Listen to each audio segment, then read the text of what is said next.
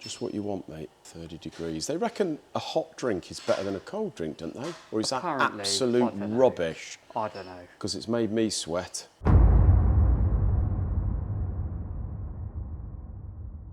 Yeah, not going to go on about the weather, mate. It's 30 degrees, horrible. Football. It's coming home. Result. It is coming home, isn't it? Yeah. Hopefully. Got to get past them Argentinians. Saying nothing there. Just hope we've got a decent ref. Let's go on about the last video, mate. The Escort. Yep. I'm going to stand here. I'm not even going to go out there because it is baking hot. We've got a nice lineup at the minute, haven't we? We do. Very different to each other. Very different generations, different type of car. Obviously the Lambo, what can I say? However, had a bit of a twitchy bum moment with the Lambo, mate, at the weekend. Drove it round, using it as a daily for 3 or 4 days while the weather's nice. You've got to, haven't you? Yep. Driving it home from Ilfracombe on Saturday night, just before the football. The old ESP light come on, the traction control light, mate. So I pulled over, turned it off, turned it back on again, fired it up, sounded like it was running on 3, turned it off again, absolutely unloaded on my driver's seat and thought, that sounds like 15,000 quid. Yeah. Didn't let it ruin the football, mulled over it overnight and thought, my life's over. Misfire did go away, mind, but light stayed on and it went into a bit of a safety mode and there was no power whatsoever. Went on to YouTube. YouTube's very handy like that, isn't it, mate? Yeah. I always find it a little bit better than the forums. Yeah. And some guy on there said, exactly the same light as on a Volkswagen, because it pretty much is one. He said what it's more than likely is it's lost its sort of calibration. Could be due to a voltage issue with the battery. So was it like a steering angle sensor thing or something like that? I think so, because I thought, well, I was turning hard right when it come on. Right. So what they said is there's a thing in the steering wheel, like a sensor, so it knows where the steering wheel is. Yeah. It says do a hard right on the spot with it turned on, hard left, then back to the centre. Sure enough, light went off. Touch wood, ain't come back on since, mate. So you're just road testing it a bit now until... road tested it, obviously coming down to work, and as far as I'm concerned at the minute, I'm 15 grand better off. Ideal. Because that could have been ECU, loom, the whole shooting match, couldn't it? Could have. Yeah, no, that one on the end, mate, that potentially a warranty job. But maybe not. Weird one. Apparently it's down on compression on a couple. So I said, look, get it down to us and we'll have a little look. But that's the Focus ST that we did recently, the engine, the 5-pot. But weirdly, he said it's not hydraulic, but he said it's popping back through the inlet throttle body a couple of times. Sounds like it's got a little bit of a misfire, but it could be something electrical. You know what it's like with them, or it could be one of the Vanos units. Yeah, clearances or something are a bit off, but I don't know. They're big valve clearances, and we know what, you know, we obviously go through the head and make sure the valves are good and all that. They're a bit of a pain to set, those valve clearances, because the rocker cover is also the cam caps. That's right, yeah. To set them, you've got to have a special tool. Which well, you can't have the cam cover on because you can't then get the tool in to measure it, so you have to have a clamp job. So yeah, we've got to have a look at that, mate. If it turns out that it's a head, we'll have to get the head took off. But Ben's going to have a look at it for us. Right. Not a problem, mate. As long as the customers are reasonable and sort of we'll get it sorted out for them. Get it sorted out ASAP. Escort, big dilemma with that one, mate. Yet again, last week it was coming. When did it come back? Friday. Yeah, I think it was. Come back Friday, didn't it? When it was about 55 degrees here. Yeah. My mate went and picked it up. The report back from Stephen was he's managed to map it in the first 3,000 or 4,000 RPM, just, you know, make sure it all runs all right, idles right, you can run around in it stuff. But he said when you start to put some load in, it just don't sound right. He said there's not a misfire, it's no mechanical noise from the engine, it just don't sound right. So he's done a compression test and the compressions were all over the place. We've got like 50, 60, 100, 120, and I thought, oh, do you know what? Weirdly though, did a leak down test and it was only like 10%. So, bit of a weird one.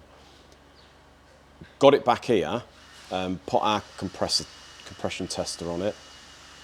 bit of a waste of time that heap of crap was, wasn't it? So we went and borrowed car cares, and I've got one of them on order actually. Yeah. Sure enough, yeah, they're all a bit down. So I took the rocker cover off, backed 2 of the clearances off, mate, bang, straight up to 150 odd. So clearances the problem are a bit was tight. They were tight. They were about, weirdly, about 4 or 5 thou, where they're meant to be 14 and 16.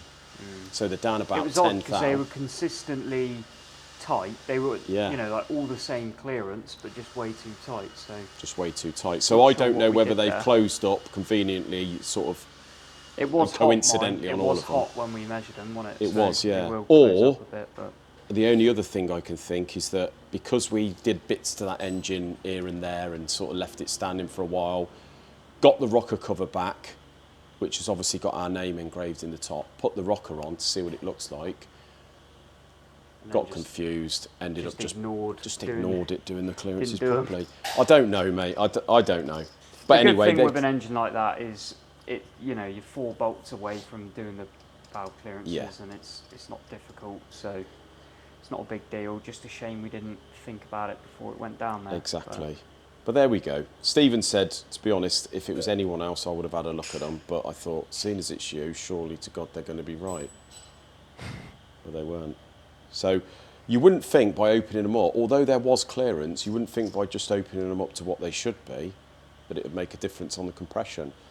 Although we are running a 318-degree duration cam on that, so only, wild one. Only 42 degrees where both valves are closed. Yeah. Crazy. So that overlap is so much that obviously at cranking speed... You've only really got 40 degrees to build serious compression. Yeah. And even less if you ain't running the right running clearance. Yeah. So that was the problem. So anyway, done the clearances today, mate. Runs like a dream. Still sounds like it could suck in a couple of small dogs, doesn't it? But I think that's just the nature of that cam, really. Yeah. And I told Stephen what cam we're running on that, and he said, do you know what, if that was on carburetors, it would not be running like it is now. So... Probably wouldn't be running still, to be honest. Probably not. And he said you certainly wouldn't want to be driving it around town, it'd be horrid. No, so, yeah, made a massive difference, the throttle bodies, and I don't regret it one bit. Only thing I've noticed now we've got all the compressions up is it is running on idle a little bit more lean, because we've obviously got the AFR gauge. So I've rang Stephen again and he said what to go into and have a little play with the old fueling. So that's what I'm going to do, mate, get it down to about 13 and a half. Yeah. So now I've got 2 cars that are running. Should we fire the Escort up, mate, and just... Yeah, I think so. Fire it up, open the bonnet, have a little look and listen. I would say it'd be stone cold, but it probably ain't, mate. Boiling, innit?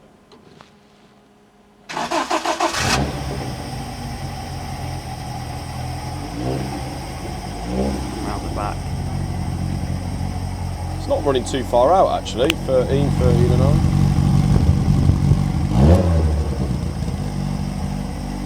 Sounds decent, doesn't it? Sounds well good. I mean, considering it's got that big Larry cam in, mate, I shouldn't think for 1 minute it'd sound like that on 45s, would it? It runs lovely as well. Yeah. So you're at, on idle right now, we're at like 12 to 1. Ain't 12, too bad. 12 and a half, 13. But when it warms up, it goes. Yeah, when it gets leaner, up to temperature, it's a lot more steady. So I've had a little fiddle around with the throttle body linkage and that, and make sure all that's pucker, and the throttle bodies are all balanced. So good oil pressure as well. Got decent oil pressure, mate. Gets a bit low when it's hot, but we've got to change the oil, haven't we? Because obviously we probably hosed a load of fuel into it when we put them carbs on that time. Yeah. So there we go, mate. One working Escort. Drove it round the block, drives bloody lovely. Ideal. Here's Larry. So there we go, mate. That's the story with the 3 cars. Had a bit of a palaver with these gaskets and bearings, didn't we? We did. Ordered them from abroad, because none available in this country for this particular engine. It's a Yanmar. This is the Yanmar that we've had all prepped, ready to rock. Yeah, it's a 40 NE98, I think it is. Exactly what it is, mate. Yeah, so getting gaskets and crank bearings were a little bit tricky. We managed to take delivery within a week or 2 of the oil pump and a couple of other bits, haven't we? Yeah. But it's been those gaskets and bearings. Had a notification, because we bought them from off eBay, but from abroad, China, I think. Had a notification on the 1st of July that they were with Every in Barnstable, in Bristol. Right, yeah. Out for delivery. Didn't turn up, give it a week, managed to make a complaint, get hold of them. Fortunately, one of the people from customer services from Every got in touch with me, very helpful, went and investigated it. Got back to me yesterday via email saying, ever so sorry, don't know where they've gone. Gone. I'm gonna have to go and take this further, we'll be in touch. And I thought, fantastic, this was meant to be out last week. So, hard searching last night, trying to find somewhere else in the UK to buy them, couldn't. Very strangely, come in this morning, mate, opened the big door to get the cars out. What was sitting against the wall there? The gaskets and bearings. Been delivered. Looked on the camera, mate, he's delivered them yesterday. So how long they've been in his van, I do not know. But anyway, they're here, and you've been cracking right on with it, haven't you? Yeah. Easy enough? Yeah, pretty simple. It's just you've got like a, you know, this front sort of cover timing case. Yeah. Just got, you know, make sure that's all right. Various little O-rings and gaskets in behind there. Yeah. So. But Quite yeah, nice though, getting a few just out, got to mate. bolt the head down, and sump on. Yeah. Make sure everything's all good and done, really. Decent. It's nice when it's all prepped and painted and ready to go, isn't it? Yeah. This one's lovely. The upside down Subaru. Upside down Subaru. Just waiting for a few bits. New cover pulleys gaskets. Yeah, he's gone for Very the.